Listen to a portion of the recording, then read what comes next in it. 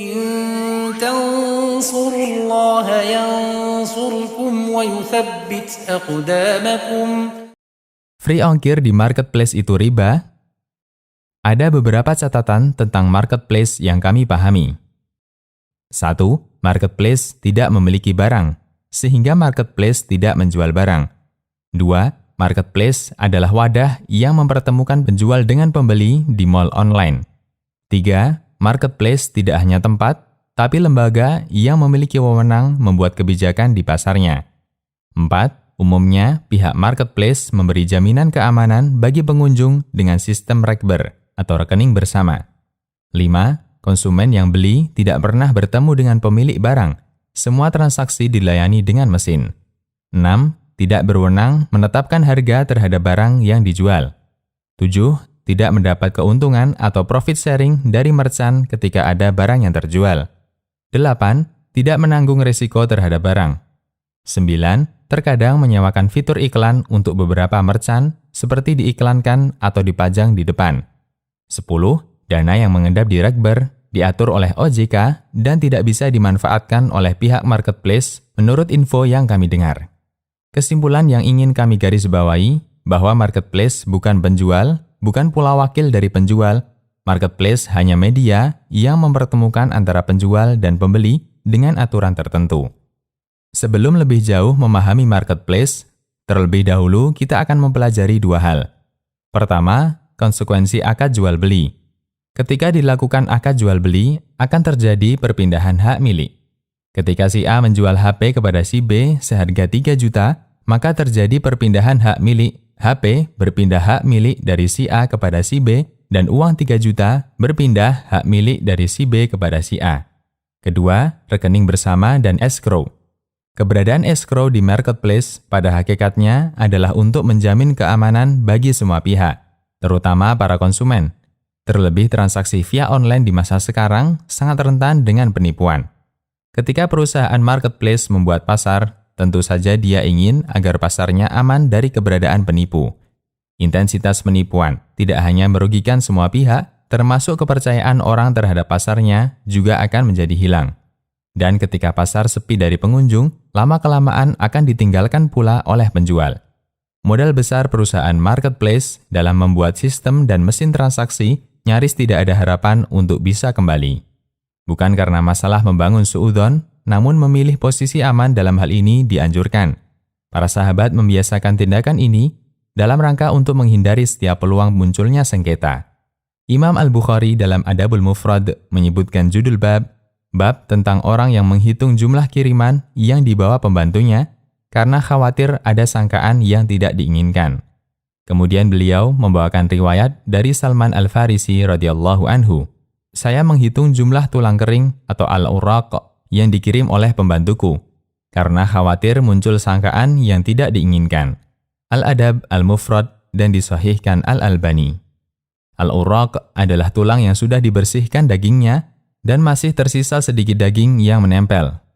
Di masa silam ini laku dan dijual bijian. Salman memiliki pembantu yang bertugas sebagai kurir antar jemput tulang ini. Ketika beliau mengirim dan menerima, selalu dihitung terlebih dahulu. Alasan Salman adalah karena itu lebih menenangkan bagi hati. Anda tentu saja tidak akan merasa nyaman ketika transaksi yang Anda lakukan dipenuhi dengan kecurigaan. Anda beli secara online dan Anda dipenuhi kekhawatiran. Karena itu, membuat suasana nyaman ketika transaksi dengan menutup semua celah yang bisa memicu sengketa dalam Islam dianjurkan. Skema transaksi di marketplace. Penjual mendaftarkan dirinya untuk membuka lapak di marketplace. Selanjutnya dia memasang foto barang di sana. Kemudian si A berminat untuk membelinya. Lalu si A memasukkan barang itu ke keranjang belanja. Setelah diperiksa dan benar-benar telah sesuai, si A membeli barang itu dengan mentransfer harga barang ditambah biaya ongkir jika tidak gratis. Uang yang ditransfer konsumen tidak langsung diterima oleh penjual, namun ditahan di rekber sampai ada notifikasi bahwa barang telah tiba di tempat pembeli dengan selamat.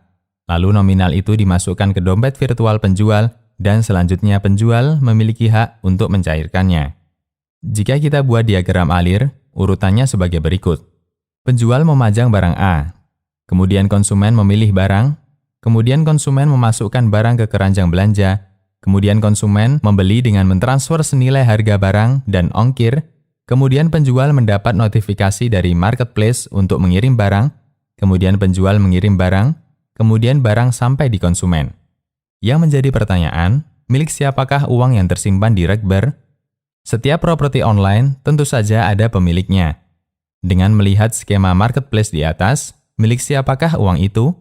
Karena yang terlibat transaksi ada 3 pihak, maka jawabannya ada 3 kemungkinan. 1. Milik marketplace, 2. Milik penjual, 3. Milik konsumen. Dan setiap jawaban tentu akan membawa konsekuensi. Jika kita jawab, uang itu milik marketplace, pertanyaan selanjutnya, atas dasar apa pihak marketplace memiliki uang itu? Apakah dia penjual? Jawabannya bukan. Apakah dia penerima utang dari konsumen? Sejak kapan konsumen berkeinginan memberi uang pihak marketplace? Karena itu, jika uang ini kita pahami sebagai milik pihak marketplace, kita kesulitan untuk memberikan alasan atas dasar apa marketplace memiliki uang itu. Jawabannya tinggal 2 kemungkinan, antara milik konsumen atau milik penjual. Untuk menentukan ini, Anda bisa gunakan teori konsekuensi akad. Jika sudah terjadi akad, berarti telah terjadi perpindahan hak milik antara penjual dan konsumen, di mana uang itu sudah menjadi milik penjual dan barang menjadi hak konsumen. Pertanyaan selanjutnya, ketika si A belanja di marketplace, kapan akad jual beli itu terjadi? Lihat skema dan diagram alir di atas. Ada 3 kemungkinan kapan akad itu terjadi. 1. Ketika konsumen menaruh daftar barang yang dia pilih di keranjang belanja. 2. Ketika konsumen mentransfer uang ke Rekber. 3. Ketika konsumen menerima barang. Untuk yang pertama, ketika konsumen menaruh daftar barang yang dia pilih ke keranjang belanja, jelas ini bukan akad. Karena itu sebatas menaruh di keranjang belanja, sama sekali tidak ada ikatan apapun. Untuk yang ketiga, ketika konsumen menerima barang, ini juga tidak mungkin. Karena di sini konsumen hanya menerima barang dan tidak melakukan akad. Sehingga akad sudah terjadi sebelumnya, karena itu jawaban yang paling tepat adalah yang kedua, ketika konsumen mentransfer uang ke Rekber. Untuk itulah, sudah menjadi aturan dalam transaksi online, ketika konsumen dinyatakan telah deal transaksi jika dia telah melakukan pembayaran dengan cara transfer atau lainnya. Sehingga uang yang mengendap di Rekber adalah uang milik penjual dan bukan lagi milik konsumen.